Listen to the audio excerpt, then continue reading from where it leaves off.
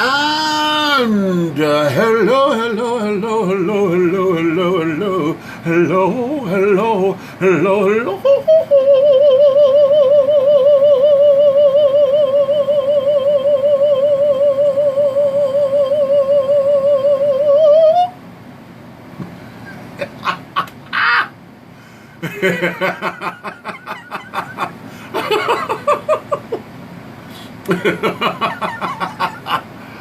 I just tickle the hell out of myself when I do that stupid shit. It's stupid, but it's silly.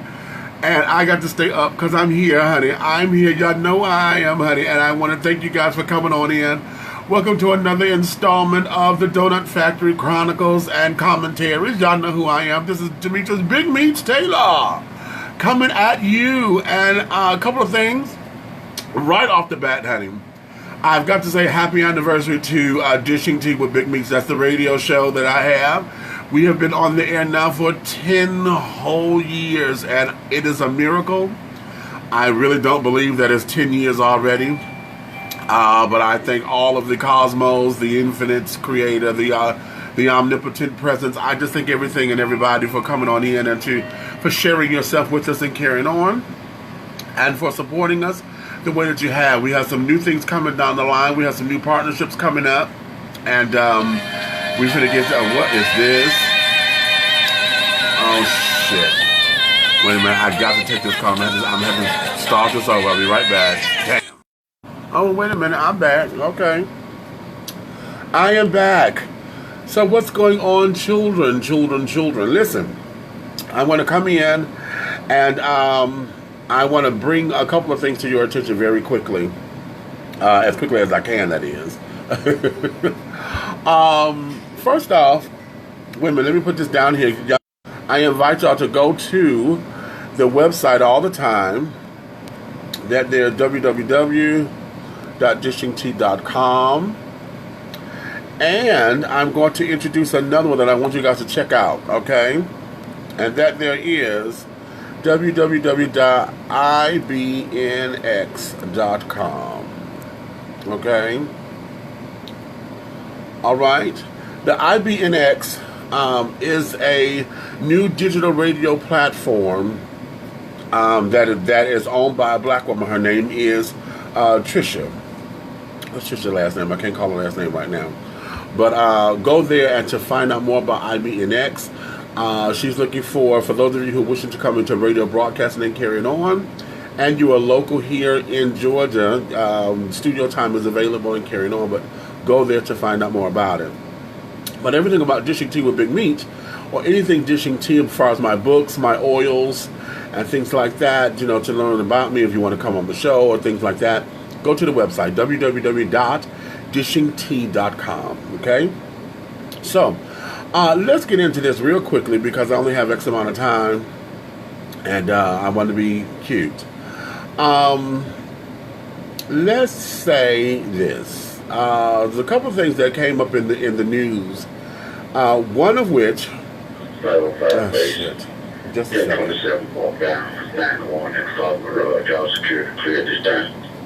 Copy that. I want to talk to y'all about your feelings about LGBTQ in the comic books, and in what should be considered children's comics or cartoons. What we have here, I have just found out. I was listening to Lonnie B the other day, and Lonnie came up and said that the children, honey, they are introducing a lesbian couple in the My Little Pony series, okay? Now, when I first heard that story, I was taken back a little bit because I was like, how in the hell are they going to do this? And my thought was that the couple was going to be with the little ponies, And I was like, wait a minute, that's a little bit too much for me, because I was going to say, well, hold up, because this is a kids program, and I didn't want them to start introducing sexual relations or any kind of relationships like that to kids, because most children between the ages, what, My Little Pony is between, what, maybe 5 and 11. And those kids ain't thinking about, boy-girl relationships, let alone boy-boy or girl-girl relationships like that. They're thinking friendships. They're thinking, playing. They're thinking school and those kinds of things. And I thought that I didn't know how they were going to introduce all this. However, I just read an article, and they were saying that how they're going to introduce it is one of the little characters is going to have two moms. Okay, so the relationship is coming in that particular regard. Now, according to the article and according to Lonnie B, the episode has already aired over in Europe, and it had a couple of things that some naysayers and this, that, and the other. At the same time, they're looking to bring it over here to the States. Now, from what I'm understanding, I think it aired this past weekend. I got to go look at that because I don't watch, of course, I don't watch the stuff like that anymore. But I want to see what this episode is and see how they brought it about. Now, listening to it, how it's described, we have a number of our LGBT proponents out there, and those who are on the forefront of making sure that we have our equity in mainstream society. We always hear love wins, love wins, love wins, and I kind of like that slogan, but sometimes it can be out of context. And so right now we have love wins, and this is really cute because we get to educate children at an early age and carrying on. But the question is it children that we want to educate, or are we forcing parents to have the conversation? And that's, I think, is what my issue is. I think, yes, I really believe that everybody needs to have the conversation, and I really believe that we often have to have it, and I often believe that, you can't shield children from the world because the world is the world. At the same time, I also believe that sometimes we push the hand of parents who may not want to take that particular step. And sometimes the cartoons and carrying on can be those things. Now, when I was a kid, we had a lot of racism in the cartoons. Bugs Bunny and shit, they did a whole bunch of racist shit, and carrying on that as kids, we didn't know nothing about it because we saw it as funny.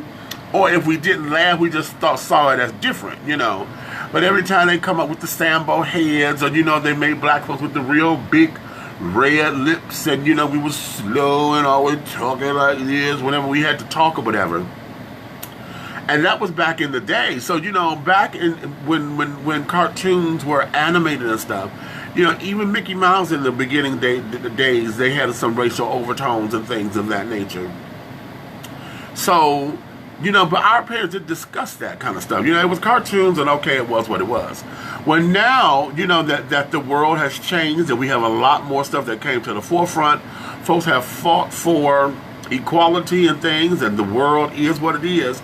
Now that the LGBT is right here in the front of everything, we have a lot of kids who want to sit down there, and they don't want this to happen, they don't want that to happen. But what do? Because the world is changing.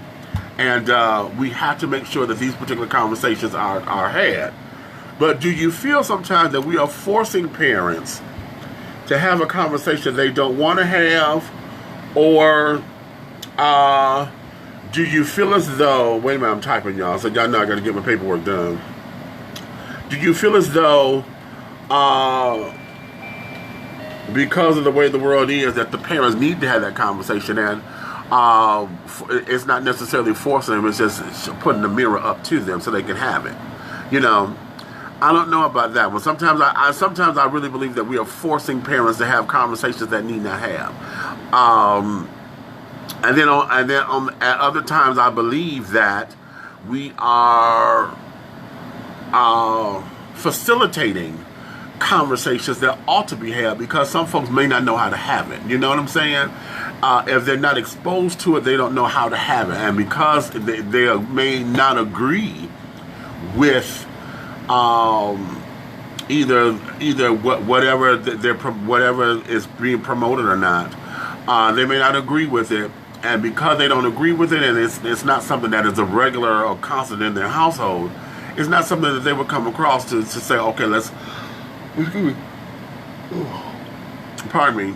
You know, it's not something that, because they don't deal with this on a regular basis, it was something that they won't necessarily say, okay, let's have a conversation about this. You know what I'm saying? But in this particular case with the My Little Pony, I want to see the episode to see how sensitive they were with it, so that I could sit down there and formulate my thoughts on how they did it. Did any of you guys see it? If you've seen that episode or know anybody who know anything about it, put your comments down up in here and let me know what you think. Okay. Oh, that's perfect. I could be hands-free. Let me know what you think about it, so that I know how to gauge it. You know what I'm saying? So that's the first thing that I wanted to talk about. The second thing is there's a series that's up on YouTube where they've taken a series. I think it's like 12 people of LGBT culture. Okay, majority of them are Caucasian. However, I think this conversation is so wonderful. I wish I had been on that panel discussion. I really wish I had been on that panel discussion, because what it did was it opened up our eyes to a lot of the things that we battle with internally. It was gay folks or LGBT asking LGBT about LGBT, okay? And so oftentimes, when we are in agreement of trying to fight for equality and carrying on, we there, you know, we there. But what happened, damn. The links are on my wall. I wish I had thought about copying them and putting them down here. But go to my main wall and you will see the links. Haji, if you come in, put the links down up in here for me, so that the folks can see it. It's a 2-part series, okay? And it's up on YouTube. And if any of you guys are familiar with Dr. David Melbranche, he is the HIV doctor, like very, very, very handsome, light-skinned black man who's an HIV doctor here in Atlanta. He's on that particular panel. And I want you guys to go and look at that, because I'm going to tell you where it got heated, okay? And these are the parts that I think it gets heated all the time for us. It got heated when we talk about trans, and it got heated when we talk about all the other letters, the Q and the I. You know, the debate is still out about the P, because I just recently found out that in 2015 they added the P to mean pansexual. And I'm like, okay, why is it that we are constantly adding letters to this goddamn alliteration? And now the straight folks, because how many of y'all know that August 31st, honey, there's a straight pride parade that's going down in Boston? I think I talked about that before. But yeah, the children are going to have a parade in Boston on August 31st, the straight children, for straight pride. And now they're claiming that until the S is added to the LGBT, that they will forever be oppressed. They are the oppressed majority. How about that? Okay, ridiculousness. At the same time, we keep adding these letters, and the P, like I said, stands for pansexual, but the pedophiles want to add their P to us, and they want to come up under our umbrella as a sexual orientation. So now, all of that to say that when we as LGBTQIA children are talking about it and carrying on, we get upset, because a lot of the heat in this particular conversation came about when talking about being queer. What is it that queer means for those who say they want to identify with it? And here's where I am with it. Queer is one of those kind of words. Yeah, hold on, wait a minute. I saw this comment. Tracy said they added a P. Yes, baby, they added a P. The P was added in 2015. I found this out doing some research. And the P was added in 2015. We don't know that because they don't, you know, We always say LGBT. I say LGBT plus because I don't like the fact that the Q was added. I don't like the fact that the I is added, the A, and all that kind of stuff because it's now too long. You know, I recognize that everybody wants to identify and carry on. I recognize that wholeheartedly. At the same time, because LGBT isn't enough, and they figure, oh well, I'm not. My particular world is not identified in that particular world, and then you have binary and non-binary children, okay, which is another part that got heated with this discussion because we're talking about, okay, I identify as gender queer, but you know, for those of us who come up in a certain area where queer was an insult, trying to say that I identify as queer, honey, it doesn't feel right. It's like, okay, I don't like the word punk. Okay, don't call it, I can handle fag, but see, punk is personal. Okay, punk is very, very personal for me because that was a word that my father used. Wait a minute. Oh, shit. I'm trying to get comfortable, y'all. Okay. This ain't gonna work too long. We got new chairs, honey, but this ain't gonna work too long because I can't get comfortable.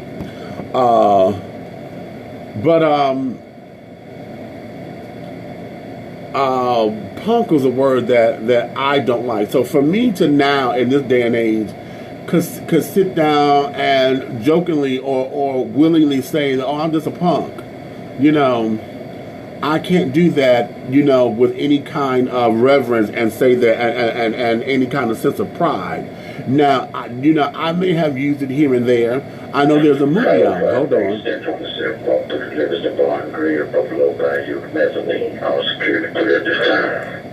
Copy that. I may have, there's a movie out called Punk that I adore, and they seem to have been able to, they've done just that, been able to take the word punk and have mastered it and have empowered it to where they've taken the sting out of it. I can't do that.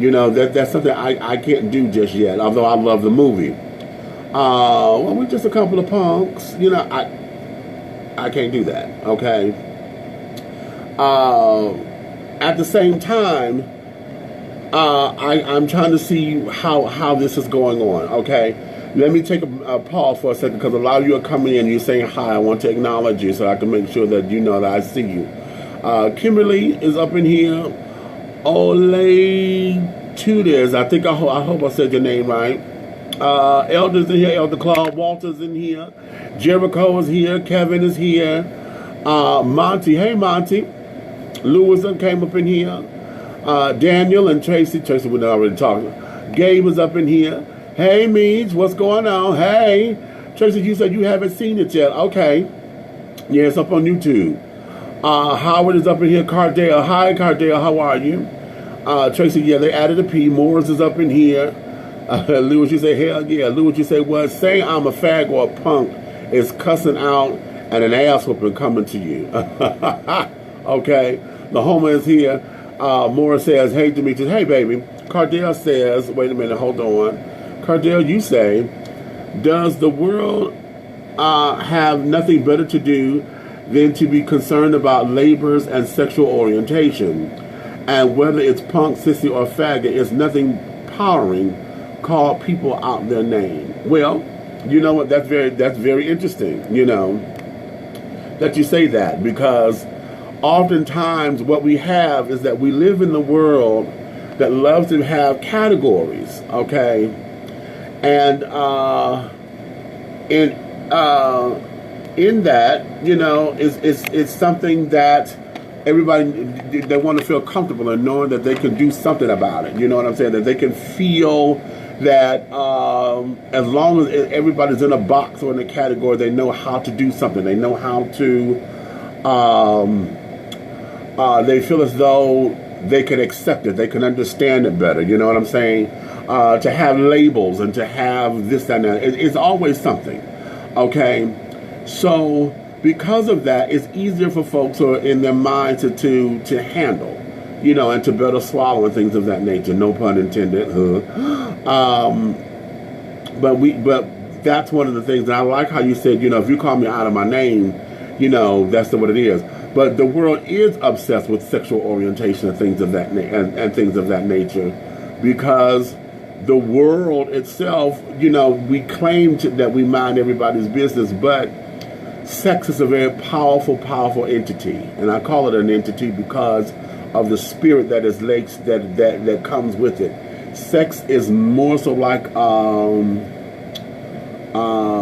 a legion, because it's many different kinds of spirits that sex, the sexual activity or sex itself brings on, and because it is a legion, you know, it is very powerful, and it can be used in both positive and negative energies, depending on how you present it and how you adapt to it and carry it on, determines how it's going to function, okay, in your life. And oftentimes we get obsessed with it because a lot of times folks go to adulterate its power, okay, and it's really something, okay. So it's sad, but yeah, the world is obsessed with that, Cardale. So, you know, it is. Lewis, you say what? I want to see. This is something. You said, first off, I'm a man. Just because I suck dick and take it up the ass doesn't mean I'm less of a man. If anything, I found out what? I found out what kind of man I am. Wow, now that's powerful. That there is powerful. Greg done came up in here. Hey, Greg, what's going on? Cardell says, well, if sissy, punk, and faggot is so bad, why you got men sleeping with after the hours with sissies, punks, and faggots? Well, see, that's a whole different thing. Because, see, it's one thing about labels. It's another thing about orientation and who gonna burn in hell and all this, that, and the other. It becomes a trick because oftentimes we have a lot of folks who don't know how to live in their truth, or don't know how to accept their authenticity, don't know how to accept that this is a part of them, because we've all been browbeaten and told that these kinds of things are wrong, and you know, as long as we throw God into something, honey, then it means that it's, you know, the fear of burning in hell or not being accepted or not living a righteous life or whatever, or not having a good life is always there. But we as humans, you know, we tend to not want to step up to our responsibility, step up into our truth, and learn how to walk into a life where my actions and my character speaks louder than anything else, okay? And we refuse to allow ourselves to live in that particular freedom, because it's easier to hide. It's easier to do stuff in the dark, because as long as don't nobody know, won't nobody see it, and we don't have to talk about it. And that's always the problem. That is always the problem. Okay? Always, always, always the problem. So, yeah, what was his last? Wait a minute, hold on, y'all. Base 2, 505, what was your last call? I forgot what he said, y'all. Mr. Brock, we have before value questioning. Copy. So that there is what we're going on, children. So we're getting back to this episode on YouTube. When we talk about queer, and I'm here at this queer because the thing that got me was one of the trans children on there. She says she's trans, but she's non-binary. Okay? And when you start talking about these non-binary children and carrying on, basically what they're saying is that I am not going to necessarily adapt to societal views of what is definitive male, definitive female. Okay, characteristics. I'm an amalgamation of all of it. You know, how I choose to express myself is how I choose to express myself for this day. It may change tomorrow or whatever, but this is how it is. But my problem comes because there was a trans girl on there who says that, she said, well, the children who are non-binary, she said, you give the rest of us trans children a hard role, because if you say that you're not committed to identifying as one gender or the other, and that you are this fluid thing, then how is it that you're trans? Because that doesn't mean that you're trans. It just what are you changing into? If you're not accepting the fact that you were born one gender and you're changing it to another gender, but yet you're saying that you're non-binary. How is it that you're trans? And I'm trying to understand that one as well, because I thought the girl had a wonderful point. However, in understanding the whole thing about non-binary and not being molded or shaped into, okay, well, now that I've transitioned into this, that I have to stick to what societal definitions of gender rules or gender conformity is. I understand all that, because oftentimes, people get caught up in those particular things and they don't know how to flourish. They don't know how to get around all that. And then quite frankly, some folks just are not they're not exact representations of what the gender is supposed to be. In fact, none of us are. That's the whole ticket. I think really none of us are absolutely binary to what the gender roles are supposed to be, because we all are formed from masculine and feminine energy. So because we have allowed society to give us all of these hardships and rugged definitions of what's supposed to be masculine, what's supposed to be feminine, we get caught up, And I've always went to the thing of who was it that determined that pink was for girls and blue was for boys. That just always fucked me up, because I never understood that. But then when we come to sexuality, when we come to sexual, gender identity and sexual expression, and sexual orientation, then it becomes a whole different thing. Okay, hold on, y'all. Hold on. Let me see. Can I do this? Yeah. Wait a minute. Somebody trying to hit me up over here. I'm trying to tell them to come to the live. Okay, and things of that nature. But nonetheless, that's what this thing is. So, that's what's happening. So what are your thoughts about it? Because I know being the whole binary thing, honey, becomes a whole big to-do, child. And it becomes confusing, and folks don't know how to handle it. Folks don't know how to get around it. Folks don't know how to deal with it. And then it becomes a whole big to-do. And if you go to this particular program, you will see how it got heated, how, they were trying to box the girl in, the trans girl, and they were trying to make her wrong for thinking that her ideas was this, that, and the other. And then you had the one guy who sat up there and felt as though, that they never really answered the question on what exactly queer is, And then you had the whole Republican thing, because there's a black guy on there, honey, who's black, gay, and Republican, child, and conservative, which fucking throws me completely off. Okay, I'm trying to understand that as well. Black, gay, Republican, and conservative. Okay, wow. So let me see. Cardell, you went back and you said this. He said, well, we already are in hell. It's still business as usual, and black people still deal with racism and everything else. What has the church done far as benefiting and uplifting the community? Nothing. Can't fuck with that one.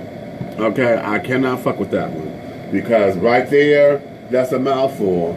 And everybody who said the church have done a couple of things, honey, back in the day they may have, when we were coming together to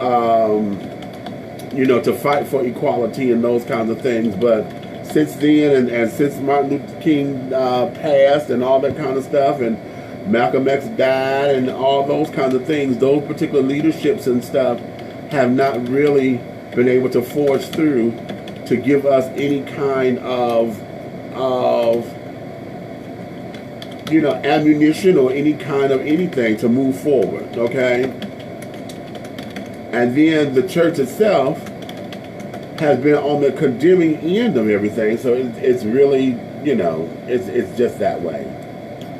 But what is it that we need to do as a community so that we can better understand, better accept ourselves, better accept and understand the letters? Okay, and tell me this. What are your thoughts about adding all these goddamn letters to this alphabet soup? That's the first thing. There's LGBTQ, there's LGBTQQIA, I think, I hope I didn't miss anything. So it's lesbian, gay, bi, trans, questioning, queer, intersex, allies, and pansexuals. Get it? Okay? So in all of that, because everybody wants to be included, everybody wants to sit down there. Why is it? Here's the other thing. Why in the fuck is everybody up under the gay umbrella anyway? Check the mail order and everything too, front drive, all security clear this time. Copy that. You know, why is it that everybody is up under this particular umbrella? You know, because shit, every time we turn around, it's always something that wants to come up under our umbrella. And is it fair? Is it really fair? Or do we need to do more to support them because they're under our umbrella? Because the bi children get no love. You know what I'm saying? The bi children get no love. We see what the trans is going through. Everything else now is becoming a whole thing that is very interesting. Okay, and yeah, you know. So what is that? You know, what is that? Okay, and then here's something I'm going to throw at y'all because I know this is something that I'm struggling with, and that there is. You know, you've heard me say this on a few times that we as a culture, as a people, as humankind, you know, sexuality and orientation and carrying on, there's a myriad of expressions, but we have heterosexuality on one end of the spectrum, homosexuality on its polar opposite end. Directly in the middle is bisexuality or bi-attractionality. But everything in between these particular points, there's room there because if you look at it on the number line, there's room there for now you have the different nuances that are in between each particular points to get before you get to the next point. And I think what is happening is, even though we can intellectualize that and say, yes, you know, there's more to sexuality, what is happening is as these things are starting to reveal itself, we don't want to accept it because it's starting to sound made up. You know, the whole binary thing, you know, this bullshit here is becoming a little bit that way. I don't like the term cisgender. I can't stand that term. I really believe they just made it up so they can have something to counteract a transgender. You know what I'm saying? I'm like, that term, that has never been a term before. You know? Now all of a sudden, because we have transgender, now we got to have cisgender. And it's starting to become a little bit made up, and it's starting to sound scientific, you know, and carrying on. And I think because of the severity of all of that is what's confusing folks, you know. Now those are my thoughts. What are yours? Because see, if you say something different, show me how I can learn how to make this thing a little bit more that way, okay? Because right now, it's becoming more so a generational thing, you know. It's more so like the young kids who get it and this is their language, this is their culture, you know, they're throwing these terms out there, and then us old fogies, or those of us who, you know, who are of a previous generation, you know, we're like, okay, you know what, ain't nobody got time for that bullshit. And I know a number of times you may have heard me say that, ain't nobody got time for this shit. But we have to listen in order to understand it, in order to come into the fold so that we can get it, so that we can understand what the language is and how, you know, the world is changing for the better. But is it really the betterment of it? Because oftentimes, you know, because we so confused with it, and we're trying to get our heteroattractional counterparts and to become allies, we end up alienating them because said if we ain't got it together, they not gonna get it together either, because they looking at us like, wait, this is your shit. How you don't know how the hell to tell your shit? You know.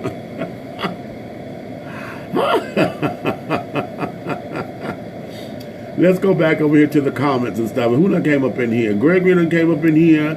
Henry has come up in here. My crush. Who's your crush, Henry? Gregory, hey, how you doing? Daryl has said up in here. Ricky done came up in here. Oh, you came? Okay, okay.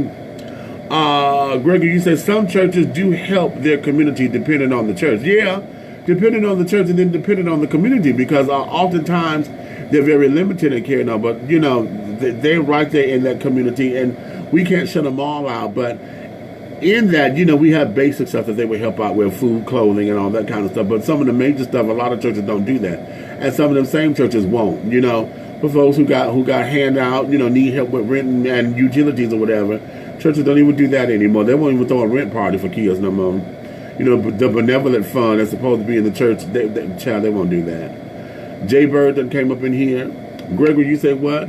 They are all equal but segregate against each other in the homosexual life. Okay. Quentin is up in here. Cardell, you say what? Well, I question how is the LGBT movements and everything else is either about them or immigrants. It seems like nothing is about black upliftment, financial equality, racism, police brutality. How is still everybody benefiting and black folks are still not? Well, you know what, I'm going to tell you something. It's like this, because we as black folks don't come to the table wanting and demanding that we get our slice of the pie in it, honey. And see, here's the other thing. Oftentimes, black LGBT, we don't galvanize, we don't come together like the LGBT community as a whole. Our Caucasian counterparts and now our Hispanic counterparts are able to come together and say this is what the goal is. We so busy trying to fight, and we haggle with each other on little shit and semantics to where we don't even know what the hell to do. Okay? And then here's another thing. We so busy fighting about the semantics to where we don't even come together on the semantic points. For those who say this is what we need to do, they won't even galvanize to work on that part of it. To say, okay, well, y'all deal with that. We're going to deal with this right here.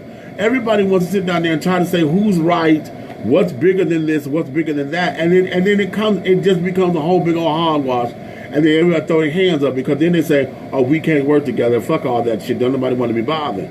And that's where it is.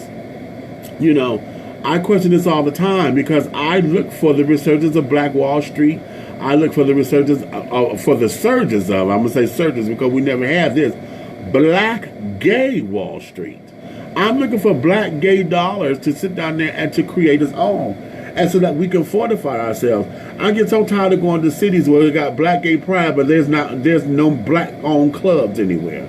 All of the gay clubs are white owned and carried on, and we don't have our own stuff to take pride in. You know what I'm saying? So we have got to do better with that. We have got to become business minded. A lot of us are not business savvy. I would say I'm one of them because business, it becomes just like we talking about all this damn cisgender, binary, non-binary, non-conforming, and this, that, and the other. Just like that gets a little bit that way. Business does the same thing to me. You get to talk about all this shit because it's supposed to be, okay, we're here to make money. How do we do this? But instead we get caught up in terms, we get caught up in this and caught up in that. And then it becomes, okay, wow, it becomes overwhelming. Nobody has financial education or financial literacy and things of that. Well, I won't say nobody. A lot of folks don't come in with these particular things, and it becomes a little bit that way. So these are some of the things that are a hindrance to all of that, Cardale. So this is why we as a community have to have these particular conversations. We have to have the workshops. We have to have the support systems up in there so that we know what the hell we're doing. And on top of it, if we're going to build businesses, we need to have legit businesses. It's okay to run the Avon and carry it on, but Avon is a company itself. If you becoming an Avon rep and becoming, this, that, and the other, and you building your own business as an Avon rep, that's wonderful. At the same time, it's not your company.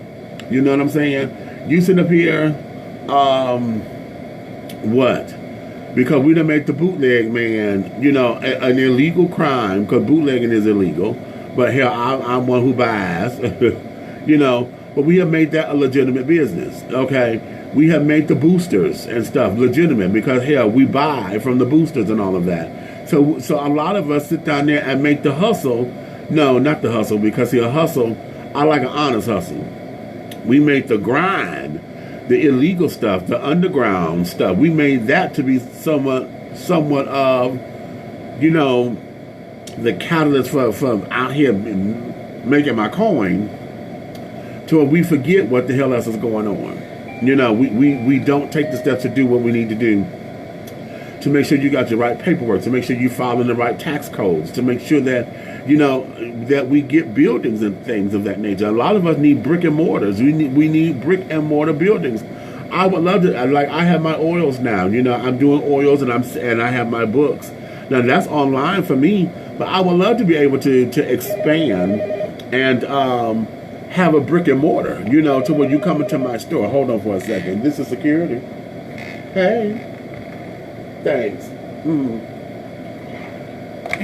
So, you know, when we're talking about that kind of stuff, you know, that's what we have to look at. You know, how do we make this happen? How do we sit down here and, you know, develop it to where we are taken seriously? You know what I'm saying? Those are the kinds of things and conversations that we need to have. Okay. Tracy, you say, well, too much.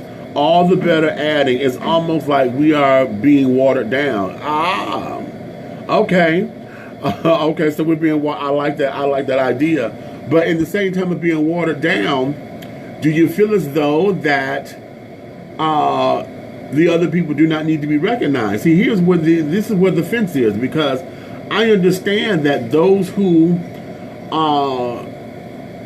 a lot of this stuff comes out of the gay community, okay, the gay and lesbian community, because most of the time it is based upon their sexual attraction, you know, what they're attracted to, how they have sex and carrying on. And so a lot of these different identities fall up under our umbrella based on sexual attraction, okay, and proclivities. But then at the same time, they want to sit down there and be recognized. So then when you talk about intersex, now intersex, that's a relatively new word, but that means that, you know, hermaphrodite was the word that was used back in the day for those who were born with both sex organs, okay? Now they're called intersex. So does that make them gay or straight or whatever? Because they're, you know, and we don't even know how that works, you know? But because of that, they've been lapped up under the LGBTQ community. The Q, the queer, the questioning, and carrying on. Okay, so you may have had experimentation sex and may have had, you know, sex with the same gender a couple of times, but you're not sure, and this, that, and the other. So it becomes all of those things. Okay, thank you.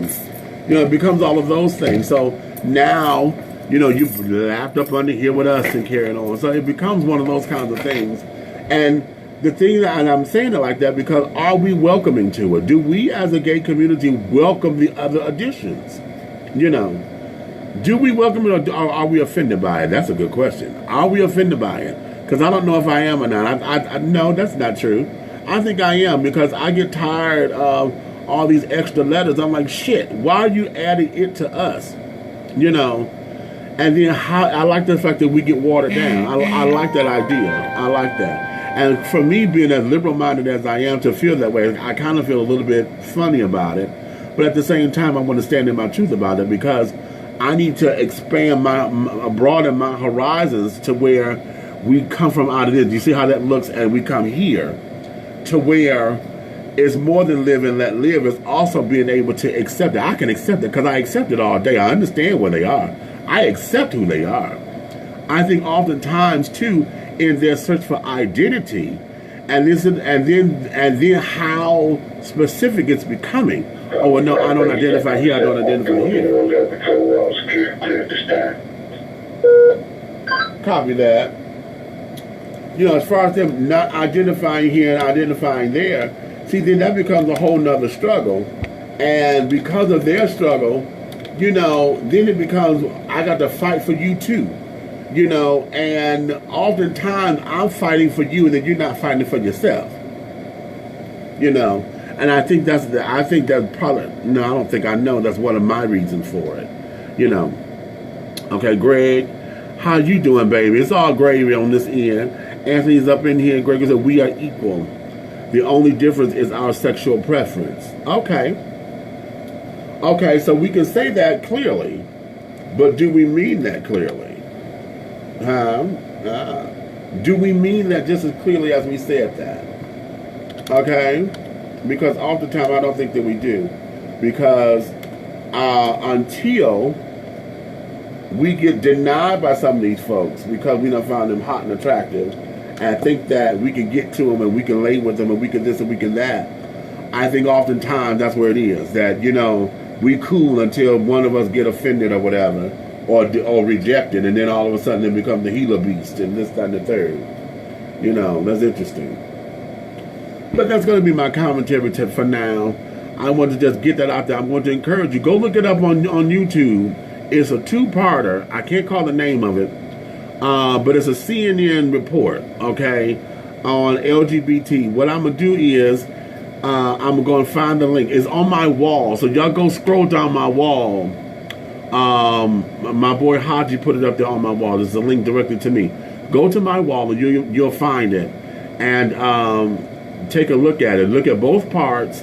And then put your comments up in there. And then y'all share this video, because I think this is a discussion that we have to have, because part of it is to break down some of that internalized phobia. I don't want to call it a phobia. I think the internalized, it's not ignorance, it's not hatred, it is wonderment. You know, because I don't hate them. It's just the indecisiveness that we have, you know, in between this, and trying to understand it and trying to become whole with it, you know, and to give them the empowerment that they need as well, because if we say we celebrate diversity, then we got to be on the bandwagon of it. We got to come into understanding what diversity is. So that's going to be the Donut Factory today. If you love me, tell a friend, honey. If you hate me, tell an enemy. But do know this: one way, shape, style, form, or fashion, everything that I'm doing, sweethearts, will move forward. Happy anniversary to Dishing Tea with Big Meach. We are 10 years old. I meant to put the phone number up here to call in to leave a message and to wish us happy anniversary that I can play on the air. But I'll put that up later. I'm going to put the phone number up where you can go. And then you can also make a drop. Hi, my name is, and I'm Dishing Tea with Big Meach. I will have y'all do that later. So with that being said, let me finish up the paperwork here, because we're about to get ready to switch up out of here. And I got to go ready to walk these floors, honey. So this is me signing off at the Donut Factory, child. Until the next time, my darlings. Woo-hoo-hoo.